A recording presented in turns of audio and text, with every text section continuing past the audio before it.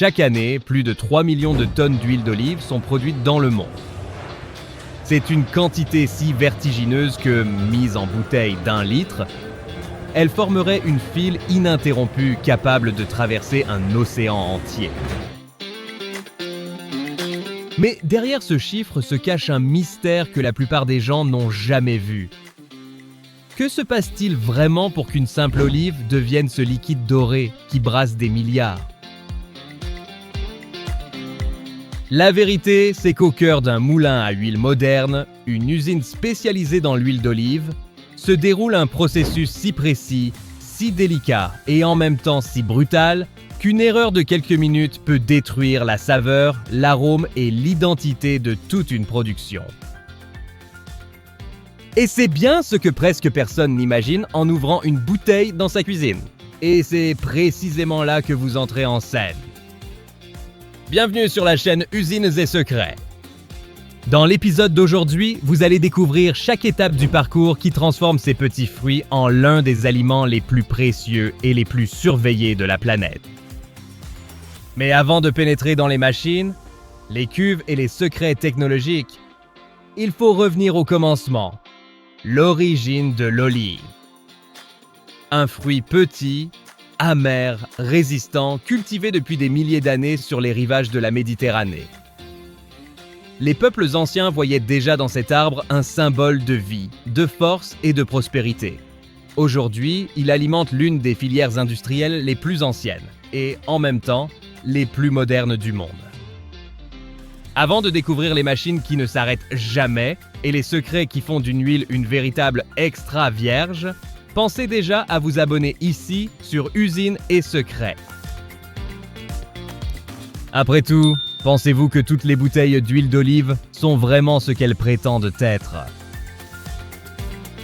Le voyage de l'huile d'olive commence à la récolte, et c'est ici que tout peut basculer.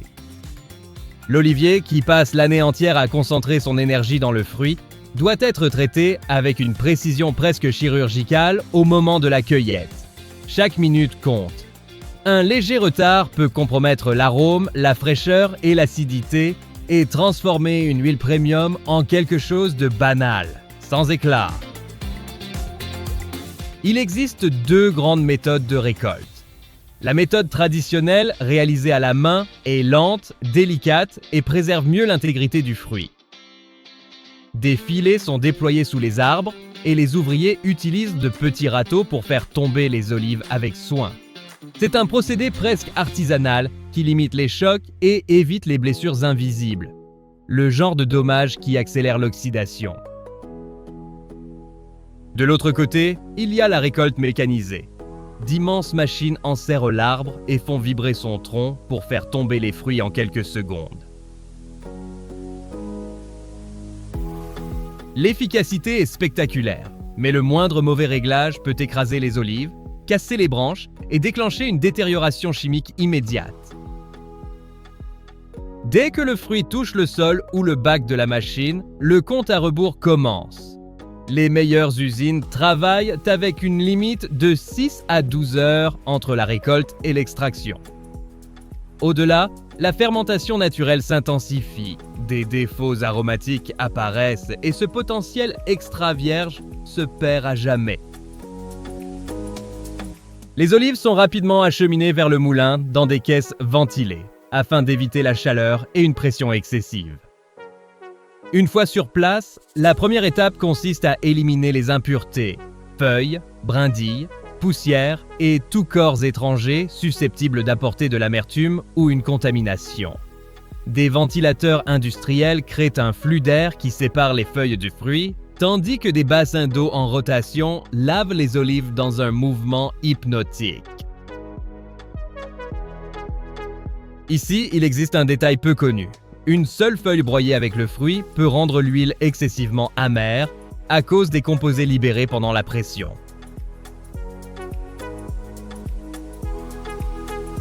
Après le lavage, la sélection fine commence.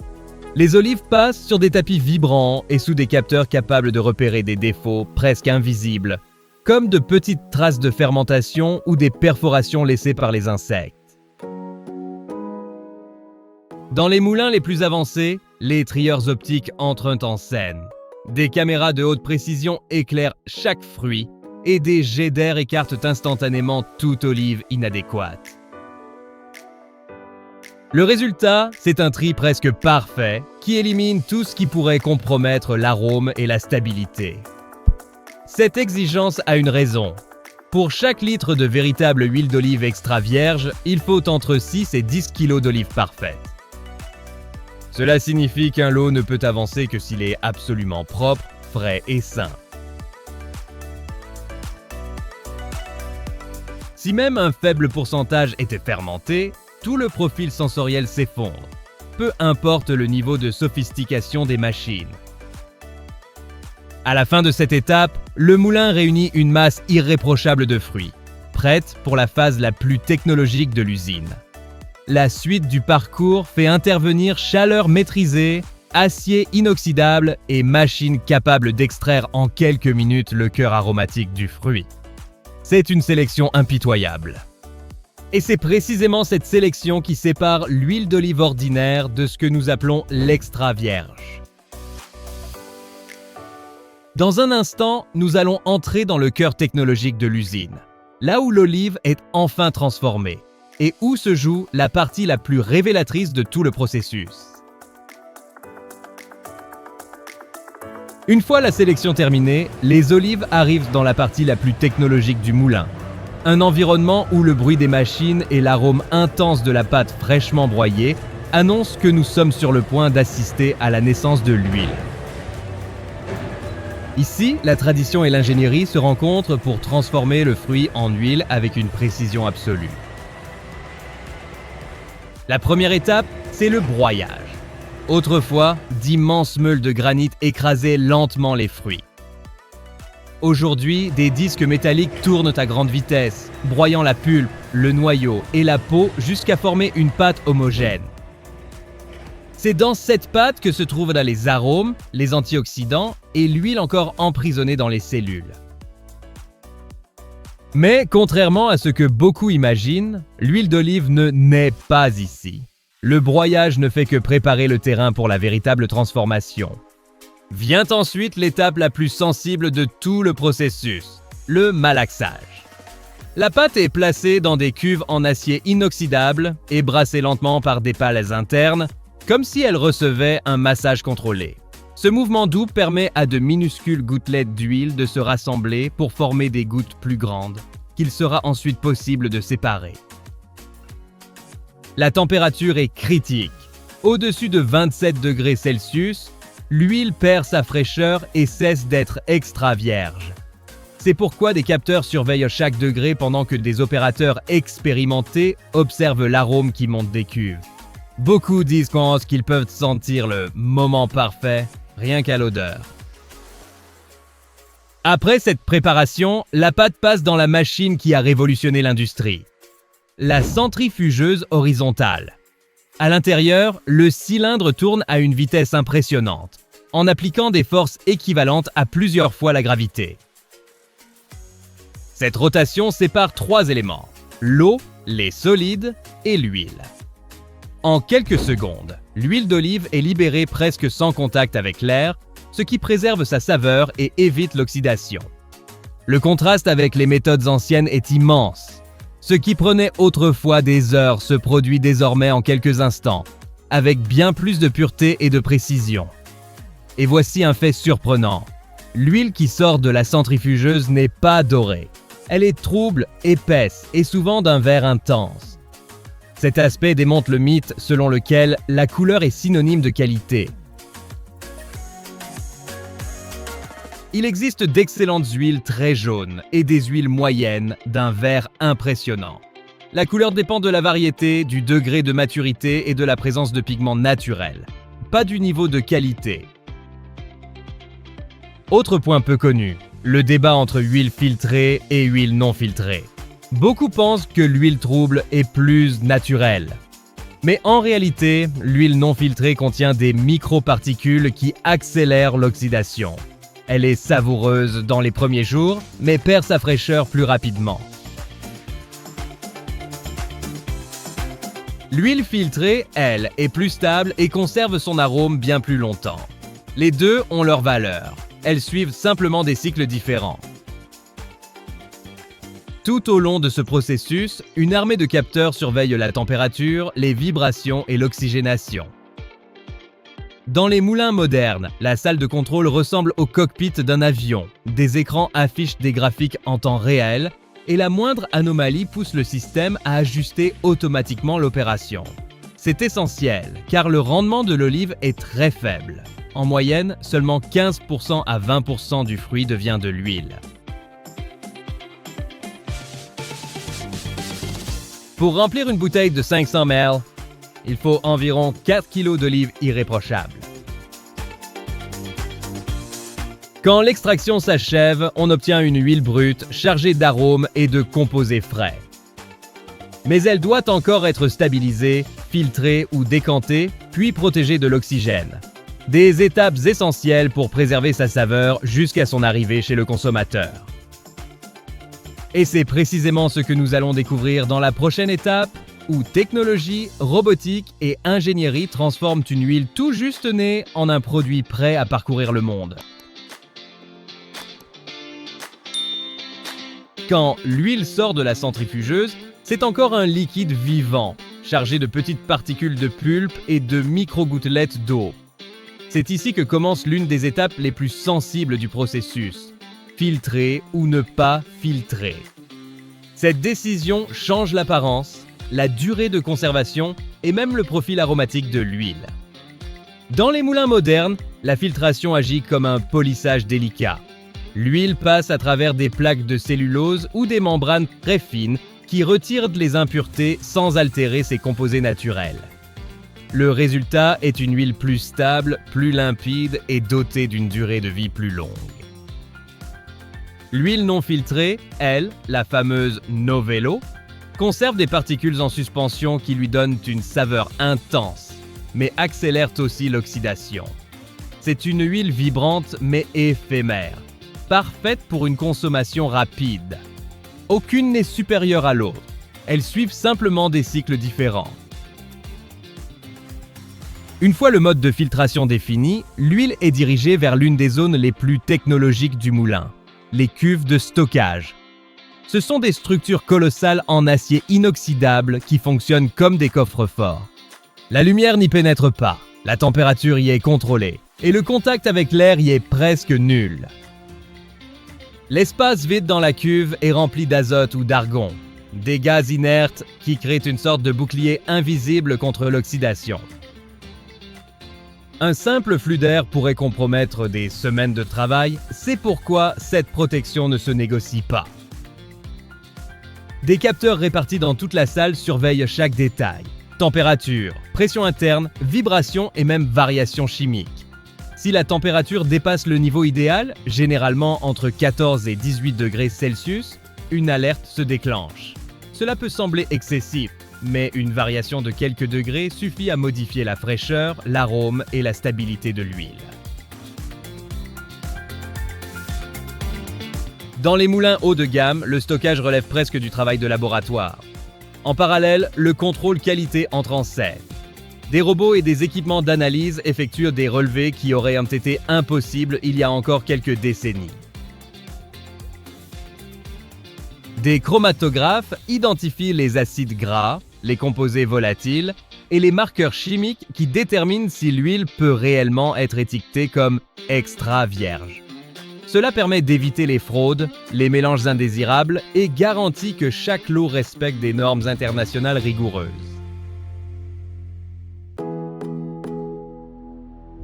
Même avec toute cette technologie, le palais humain joue encore un rôle décisif. Des panels de dégustateurs formés, de véritables spécialistes sensoriels, évaluent les échantillons à la recherche d'un fruité équilibré, d'une amertume nette et d'un piquant caractéristique.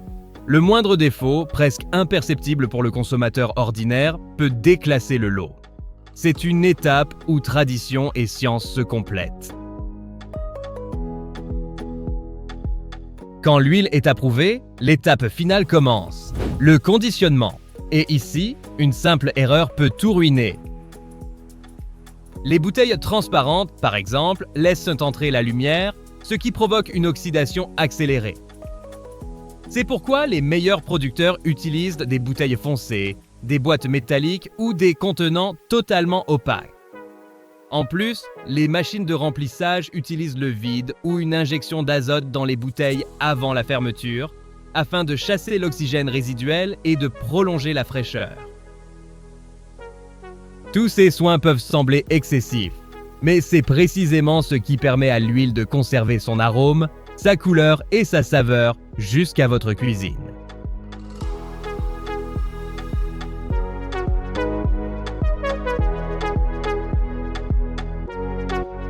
Et puisque vous êtes arrivé jusqu'ici, on compte sur vous.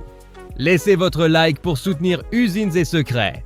Ce contenu profond et détaillé n'existe ici que parce que vous le faites vivre avec nous. Maintenant, passons à la partie la plus forte de cet épisode.